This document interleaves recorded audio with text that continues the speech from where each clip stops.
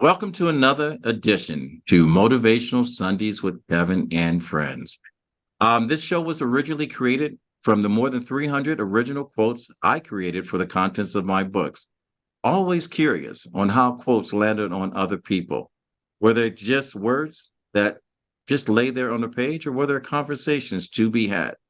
So we meet every Sunday at 9 a.m. Eastern Standard Time.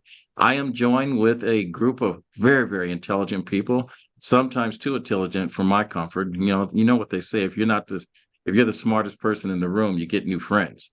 But anyway, I am surrounded by I'm the co-host, Kevin McLemore. I am joined with my co-host, Larnez. She changed her name to Larnez Best. Where did that come from? That's All my right. maiden name. Oh, that's her name. You tricked me up because I had Her Kinsey. name Now, is Lady L. that's what man that's got TBI. It's hard enough to remember how to do this every Sunday. Chris Everett, is a very talented actress. She's joined with us. She's also an author, person of the spoken word, and we have our genius in here today. Don't be surprised what he may say with this quote. Emmanuel Cucci, I think I pronounced his name right. And I just want to say welcome to another edition to Motivational Sundays with Kevin and Friends. This episode is brought to you by RMK Productions and the 10 United Podcast Network. Our mission is very simple through the power of story. We want to uplift, inspire, share our experiences and perspectives using the framework of teaching, learning, and modeling. Our purpose is very simple. We want to create hope, helping other people every day. And so, with that said, we have a wonderful quote. And ladies and gentlemen, I'm going to tell you to, if you're riding, buckle your seatbelts. If you're sitting, you may scratch your head at what may come out of this quote, but it is a very heavy quote by Buddha. And so, with that said, our female voice of the show, Miss Lornez Kinsey, we'll go ahead and give us a. Virtue is prosecuted more by the wicked than it is loved by the good. Can I get you to say that again? Because I think I spoke over you. Virtue is prosecuted more by the wicked than it is loved by the good. Emmanuel, how does this quote land on you?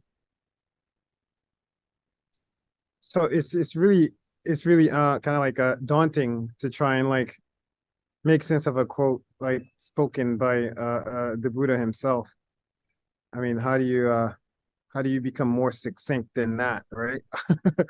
But I think for me, like one of the things I think I realized over the years is that the wicked are not necessarily I don't know if like there's such a thing as like actual wicked people or events or things. I've kind of settled on the idea. I think I may have read this somewhere that um evil is an idiot's opera. That it's people, it's rather ignorance run awry, that creates wickedness. And in that sense, it's almost as if it's the quote is trying to suggest that um virtue is sabotaged by the ignorant, um instead of being more celebrated by the good, because they don't because if you're already, I guess, believing at least that you're doing good, you kind of become settled in the position, whereas people who are prone to perpetuate their ignorance and chaos and create situations that you would describe as wicked or evil, they tend to put a lot more energy into it, right? That's something, it's funny. It really, when I keep thinking about it, the more I think about it, the more I keep wanting to say America. I don't know why. Like, it kind of feels like something that's really relevant for America, even this day, right now. Like, if you think of the geopolitical backdrop and a lot of the energy that our country is putting out in terms of foreign policy, it seems like wicked. It seems like very very chaotic and disorderly, and almost like as if targeted at virtue and that life and that love and that respect and that dignity, you know. So yeah, so that's how that feels. It feels like a warning. It feels like a warning, you know, to really try and protect the ideas, the idea of virtue, right? Um, that's what it feels like. It feels like a call to courage, if courage is the virtue that makes all other virtues possible. So that's what it feels like. Cheers. I'm so glad I don't have to follow you. That was whoa. That was wonderful. You know, my uncle used to always say, he goes, "There's no virtue where there's not a presence of sweat." And when you talk about courage, you know, sometimes the most dangerous person is the person who doesn't say a word. All right, doesn't stand up for him or Mm. herself. All right, and so when you look at the fact that virtue is supposed, Yeah, yeah, lack of courage, right? Yeah, yeah, yeah. that's all right. So let's get a perspective from Chris Everett. How does this land on you? I oof, it Yeah, your head, doesn't it? what's that? It makes you shake your head a little bit when you look at the quote. It does. It does. And I have to agree with what Manuel said at the beginning. Like, how do you like comment on a quote from the Buddha himself? But as I'm looking at it and reading over it and hearing your words, Manuel, one thing that keeps going through my mind is a TikTok video that I saw recently. Um, and there were What these was it? young girls. Hmm? There were these young The girls. TikTok thing. What am I keep missing? Manuel, don't say anything. Unmute. I mean, mute, Manuel. Oh, I was okay. Sorry. Sorry, That's okay. that's okay. So there's music playing, and there are these four girls in line. Maybe 10, 12, 13, 14, that range. Youngish girls, and one of them is dancing her heart out. There's this music playing, and she is just, I mean, she's good. She's good. And she's just, doesn't matter. People are looking, doesn't matter. And one little girl on one side of her is just kind of looking, and then she crosses in front of her and whispers something in the ear of the girl the one who's dancing whispers something to the girl on her other side. And I watch this, and the girl, she just keeps dancing. She just keeps dancing. And, and you can see this jealousy kind of creep up, whispering in the ear, and then looking at the girl who's dancing really well and just in her own world. And I think, I don't know, but I'm thinking about that TikTok in relation to this is like her virtue, she is being like so true to herself and just dancing her heart out.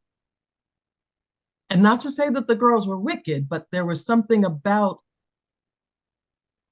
her just being so expressive that made them uncomfortable. And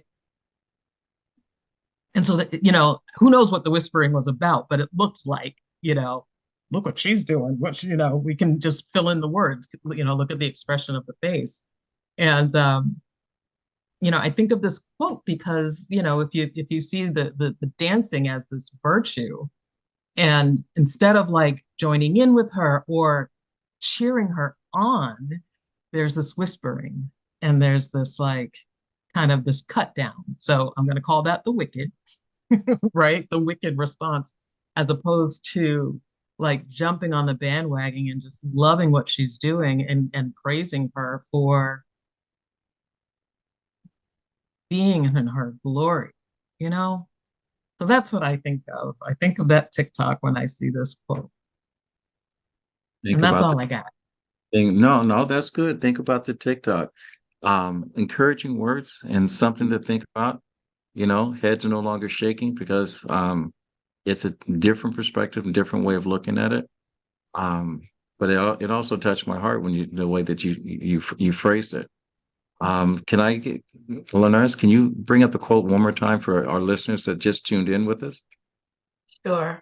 Virtue is prosecuted more by the wicked than it is loved by the good. All right. All right.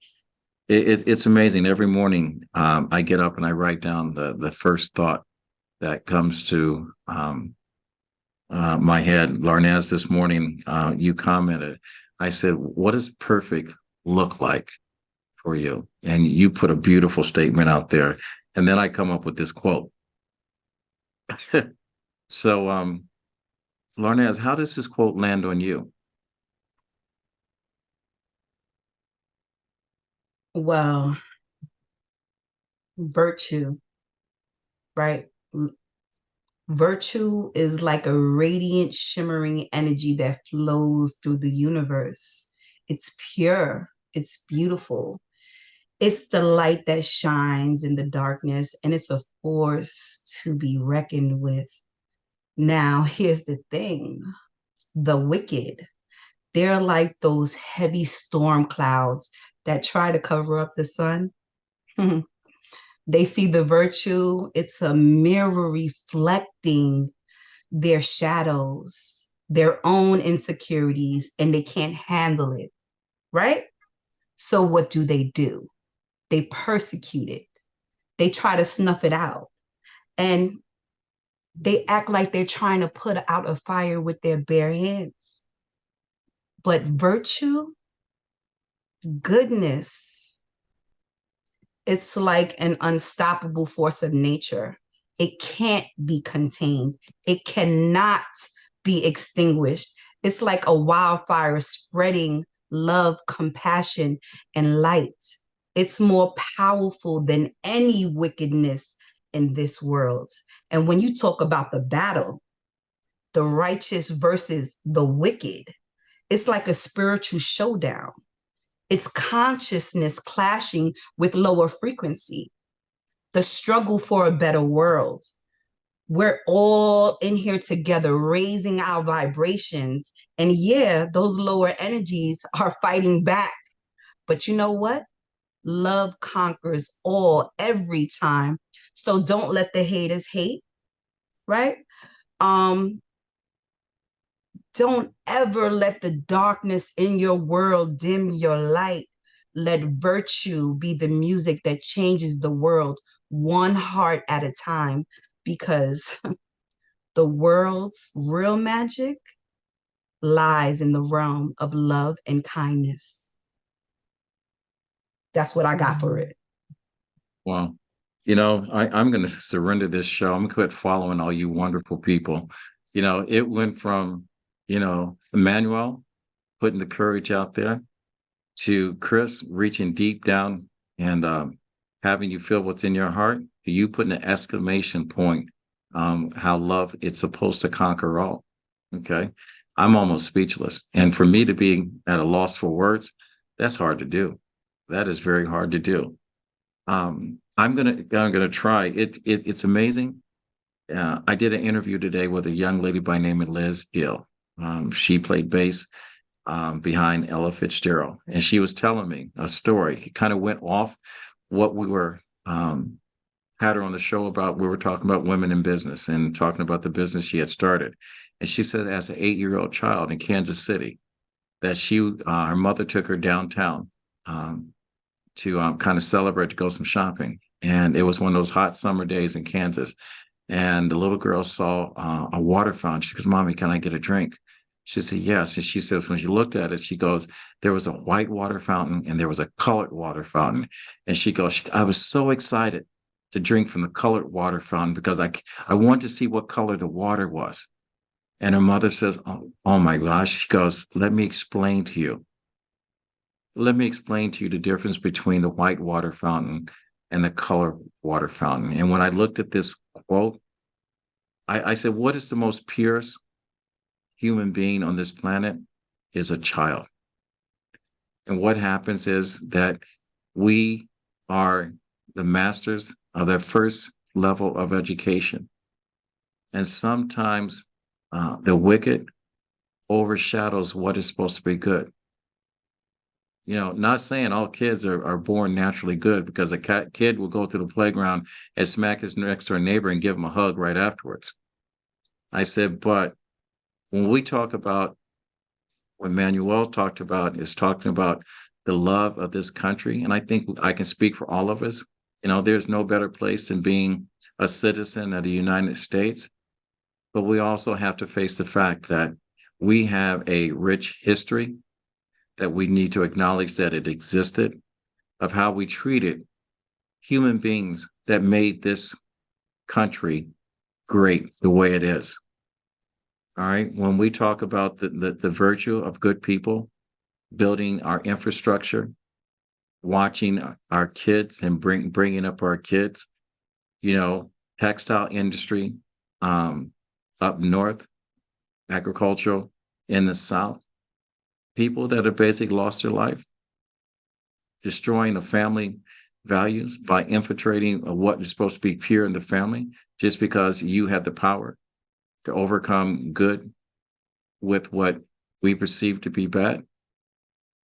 And then we want to go through and live our life like it never happened. I think that the biggest thing is that we get good becomes silenced because the noise of our prosecutors are so loud, and we're afraid that we're not going to be heard. We have a strong feeling that our votes don't count. But the only time our votes don't count is when you don't vote. You know, when they put in situations or obstacles for you not to be able to vote, or make it difficult for you to vote, tells you your vote does count. That's the reason why they don't want you. But you also have to understand, if you teach a person to love, it makes it difficult for someone to hate. So even the smallest of child can give a hug to someone that has a burning desire to destroy your whole human existence. And it takes a real tough person or insensitive person not to embrace that hug from a child. So virtue is prosecuted more by the wicked than it is loved by the good. I'm a firm believer that if we love hard enough, we're kind to each and every individual, and we find grace to forgive, because everyone's not responsible for the sins of our great grandparents and cousins and whatever. But we are responsible for how we show up every single day and how we interact every single day. Don't let your love, your kindness be overlooked by the shadow that stands before us of wicked. So with that said, hopefully something that we have said has moved you in a way that when you look through your window, you see the world a little bit different. You know, when you walk outside and you have the honor and privilege, you know, as someone told me the other day, he couldn't wait to be a homeowner because he kept seeing everyone carry out their own trash.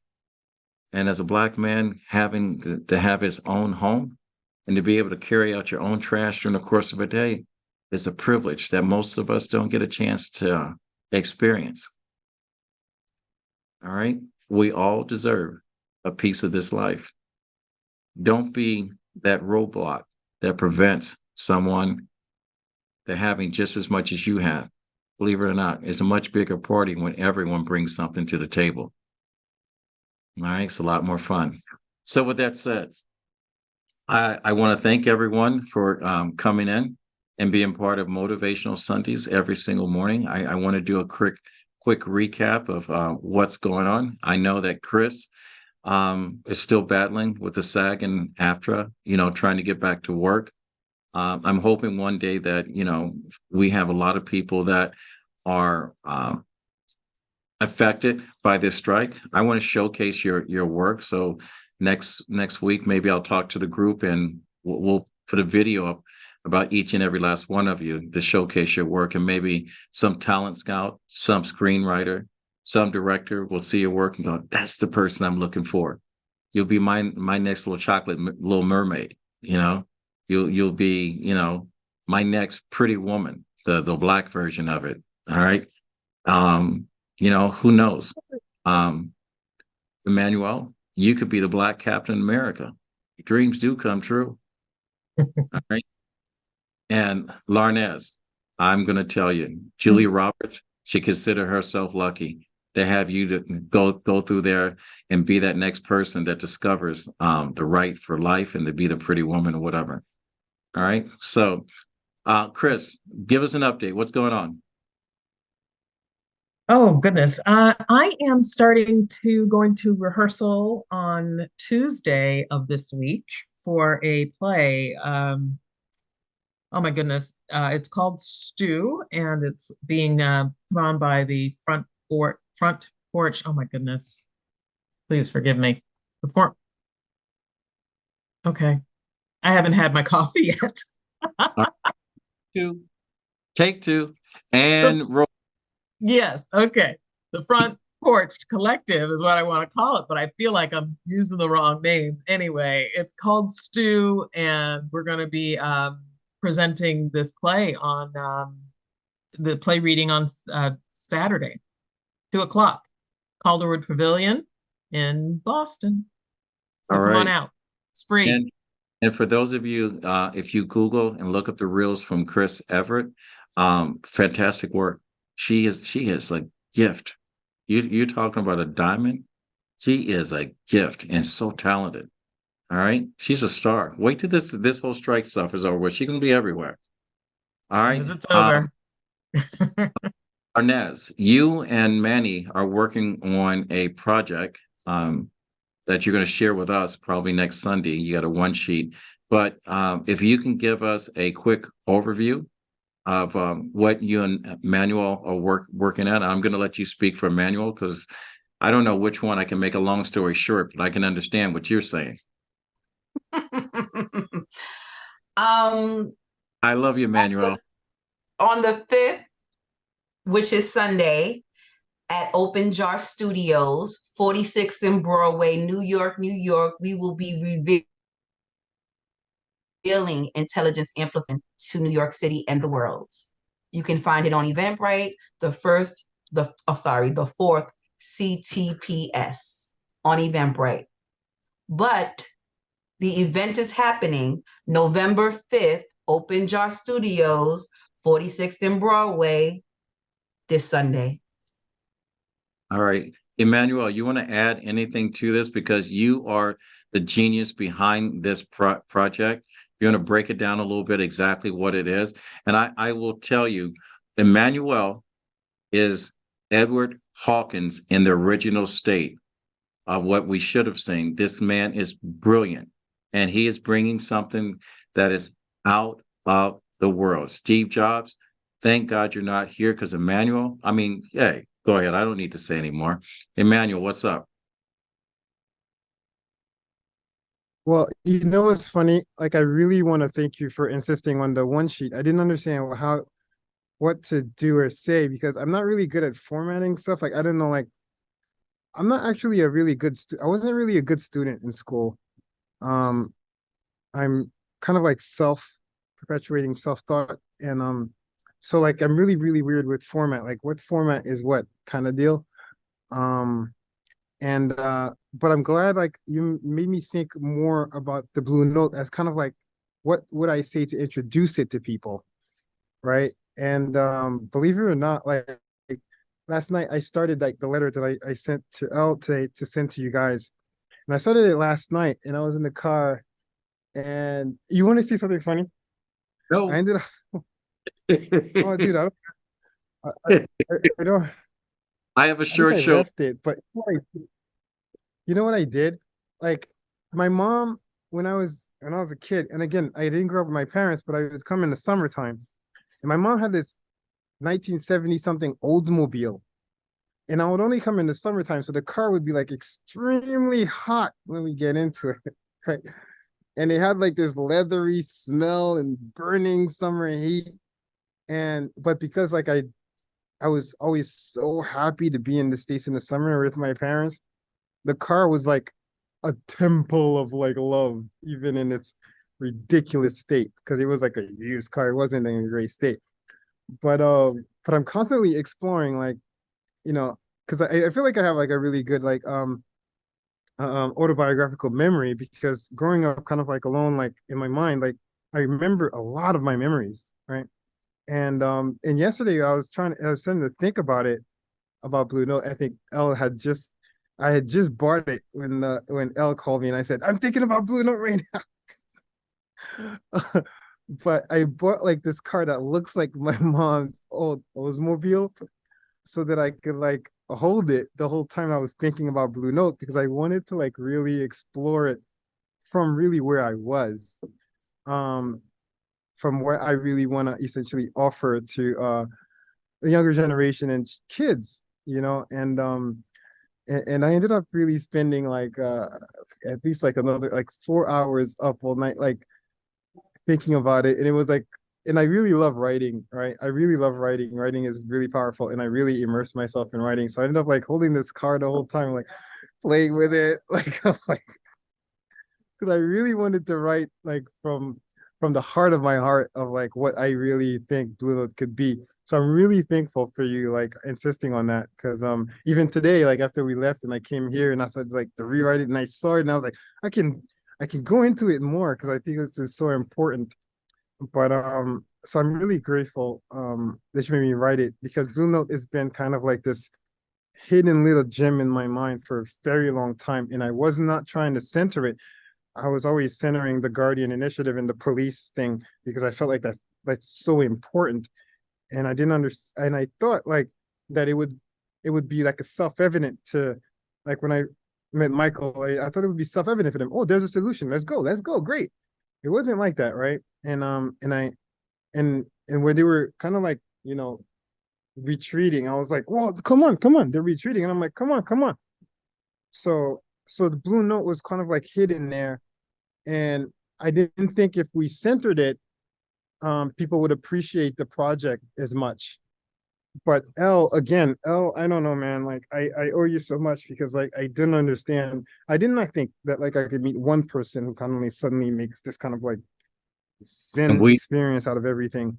definitely appreciate your feedback. And I'm going to tell you, just for my listeners, if you've ever wanted to be a fly on the wall, when Bill Gates and Steve Jobs was in a room, all right, I just want to let you know this is the expression that Bill Gates had on his face when he was listening to Steve Jobs create Apple. This is the conversation that comes out of a genius when you listen to Manuel. And the reason why we have Lornez here is because she is our Bill Gates when it comes to those two people in there. She is the translator of everything that you've heard. So if you ever wanted to be a fly on the wall of something that is coming, I would say buckle up and prepare yourself, because these two, all right, when I talk about polymath, people that borderline on being genius, all right, Emmanuel is that genius. You may not understand him or feel him, but when Larnez translates for him and this event comes up on Eventbrite on November 5th, is that right? All right, you are going to be blown away. So I am Kevin McLemore. I am your one of the co-hosts. I've been joined today by Larnez, Chris Everett, Emmanuel, the genius. I've got a couple of things. If you get a chance, if you're a mentor, coach, teacher, anyone that's an influence in someone else's life, I have a new book called The World Is Not Ready for You. Just Google my name, Books by Kevin McLemore. It is a book that will be probably one of the top 10 Christmas gifts that will be giving this year. Read it once and you'll give it away 10 times. Trust me. Not because I wrote it, it's because I will tell you God wrote it. I just happened to illustrate his words for him. So all the drawings I created. And so with that said, we meet every Sunday at 9 a.m. Eastern Standard Time. I'm always joined by our guests. If you want to be a guest on the show, go to our YouTube page and follow the link, RMK Productions and Network. Watch this video or other shows like this. follow, and subscribe.